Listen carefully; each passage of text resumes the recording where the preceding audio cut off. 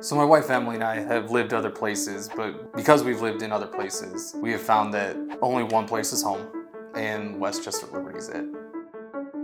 Emily and I have been married 7 years, so a lot of people enjoy the story on where we met or how we met.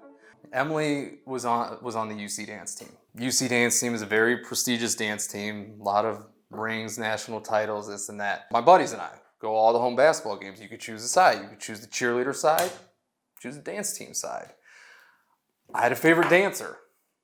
Okay, there's this blonde down there named Emily that I had my eye on quite a bit. But there was this day where I saw her working at the bookstore, and Emily doesn't have exactly the most feminine voice.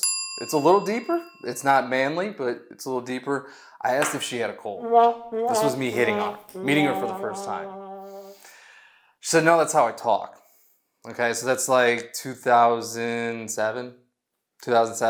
I walked out of there with my tail between my legs, and yeah, that was not a good day. So basically, my dreams were crushed. The girl I loved, I was never going to get another opportunity. 2011, a year after I graduated college, I went on Match.com. I saw this blonde on there, man. There she was, right there. Hit the connection thing. And luckily she emailed me back and we dated for a year and a half.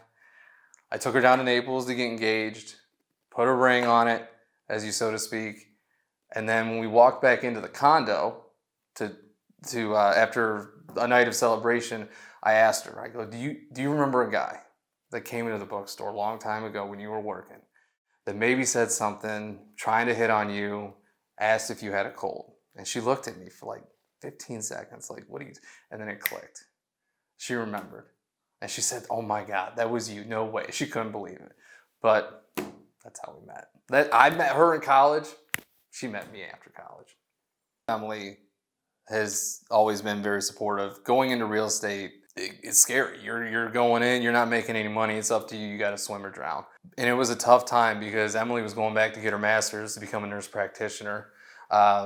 And I said, I'm, leaving the family business to go into real estate. So I remember that was a grind, but she was always very, very supportive. She saw when I started having success that this was something that I wanted to do and that it made me happy. We got through it, and here we are 7 years later and in a much better place than when she was in grad school and I was just starting my real estate career.